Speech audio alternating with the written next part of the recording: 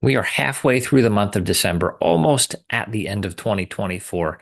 And I want to bring you through what has happened so far this month. I'm not going to get too into projections. I'm going to save that for next week's video when we look at full on 2025 predictions, rehashing 2024, seeing how close I may have been. But today, I want to take you through some pretty solidifying trends as well as some news from the Federal Reserve's most recent meeting. Let's get right to it. So, mortgage rates are down a little bit, though that did change literally today and yesterday after the Fed came out and dropped their prime rate by another 25 basis points. It's more of what they think is coming in 2025 versus that particular act. And I'll get into that later. But mortgage rates have jumped up a bit, about a tenth of a point. And looking at where it was the same week last year, we're actually a little bit higher than we were the same time last year.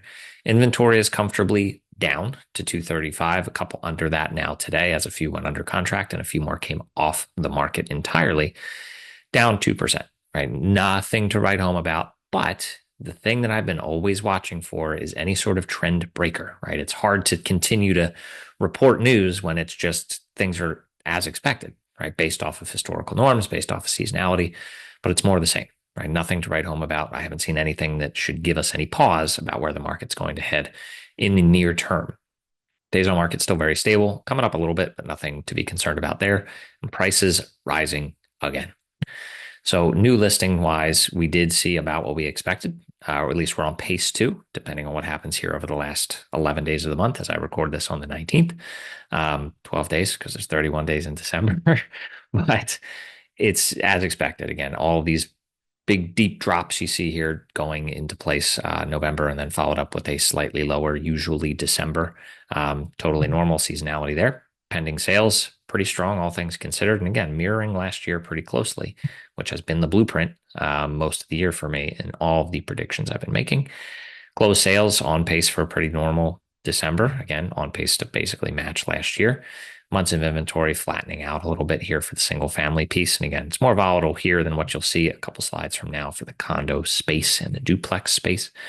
But your median sale price is leveling out a little bit, still increasing. Mean is following the same exact pattern here. So it's not like there's too many crazy outliers, but I do look at both and report on both. But the median usually makes more sense just from a storytelling standpoint.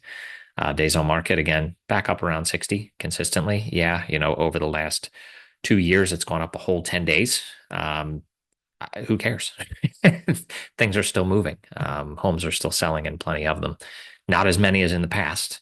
Ran into an agent friend of mine the other day at a broker's open house talking numbers because I'm the numbers guy. And he wanted to know how many sales we are likely to have or how many homes are going to go under contract. And I said, it's got to be close to 1,000, right?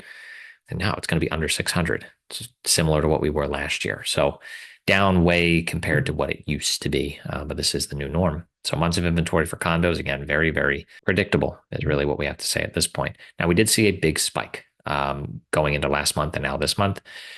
These are some of the strongest months on record for the median sale price for condos.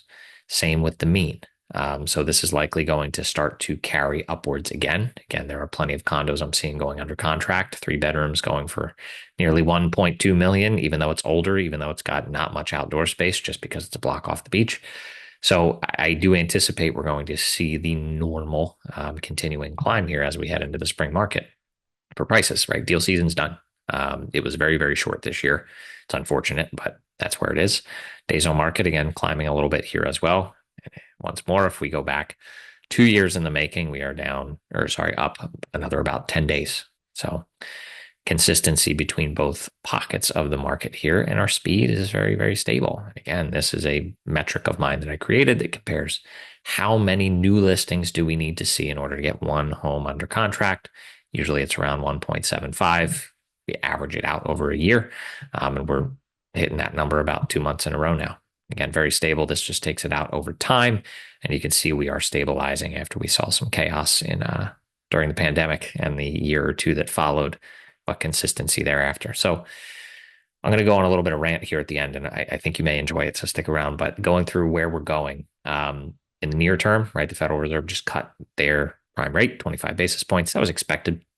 I told you at the last video here at the beginning of December, I don't think they should.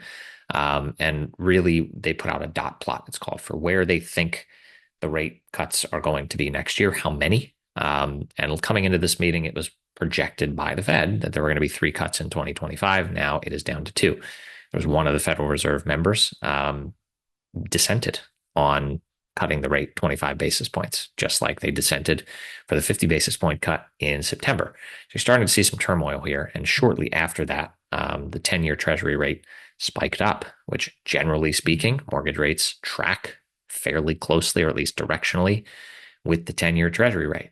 So that goes up, mortgage rates, lo and behold, trickled up a little bit. So where they go from here, again, I don't expect favorable news really over the next 6 months. There's a lot of chaos going on that I will save for the rant here in a little bit. But inventory wise, totally normal to see a decline. We're declining in almost exactly where we were this time last year, declining at the same pace. So, once again, should 2025 be a mirror image of 2023 and 2024? Maybe. We'll get to that next week.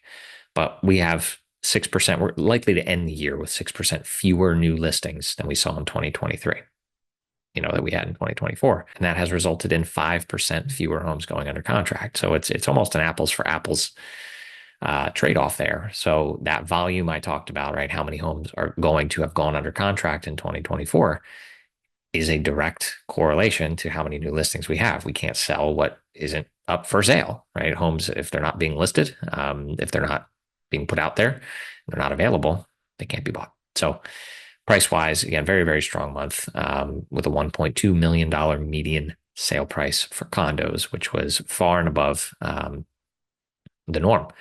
And in December, we're on pace for another strong month in the 900s. But the month that's falling off, our 12-month rolling average that I used to calculate all of that, was a lower month in the 750s. So it's going to increase by a result of that one falling off and a stronger one coming on. But we're still in this balance. Nobody really likes it. Sellers aren't thrilled. Buyers are definitely not thrilled, but it's where we are. It's the realities of where we are. So rant inbound. But if you have any questions here, definitely feel free to pause it, reach out.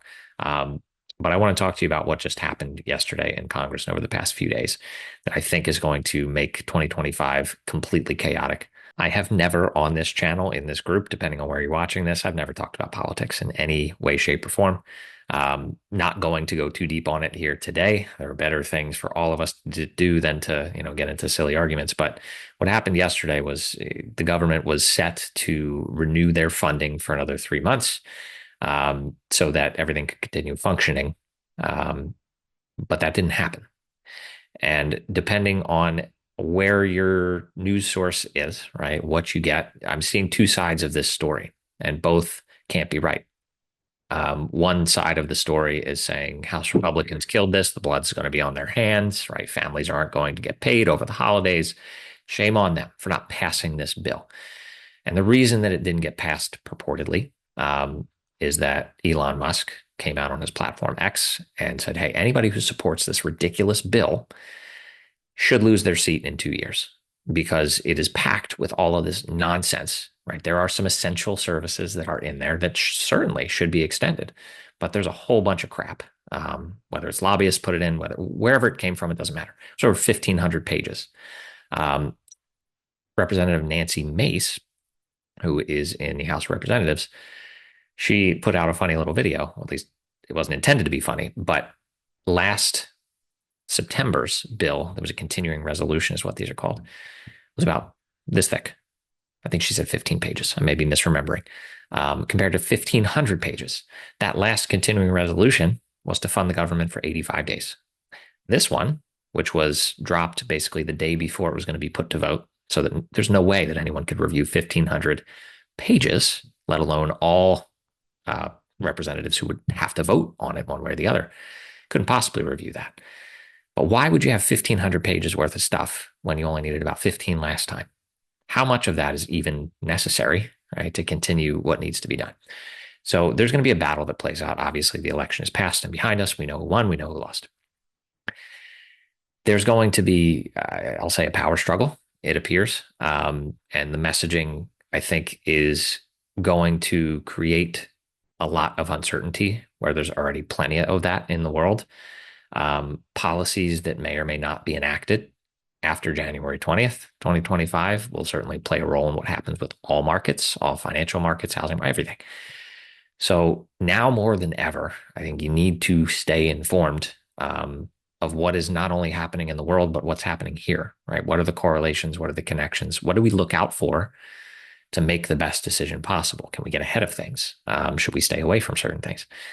So, two things. If you haven't already, make sure you subscribe down below because I'm going to continue bringing these next year, as always, all kinds of stuff and maybe more. We'll see. But the other piece of this, I've never been a fan of watching the news on TV. It's just not something I've ever taken to. My parents did growing up. My in-laws do it religiously. It's on all day.